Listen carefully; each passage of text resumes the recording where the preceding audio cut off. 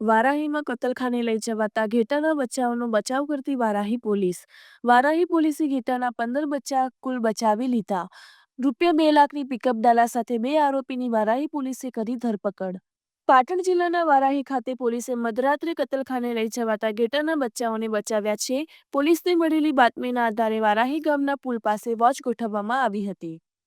Pickup ડાલાને રોકવાનો પ્રયાસ કરતા ચાલકે વાહન ભગાડી મૂક્યું હતું.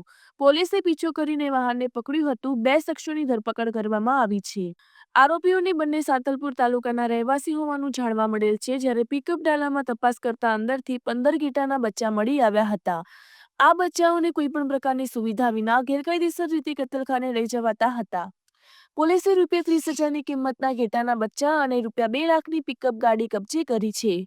આરોપીઓ સામે પશુ ક્રૂરતા અધિનિયમ 1960 અને BNS કલમ 281 હેઠળ ગુનો નોંધ આગળની પોલીસે વધુ તપાસ હાથ ધરી છે. રિપોર્ટર અનિલ રામાનું, રાધનપુર, પાટણ.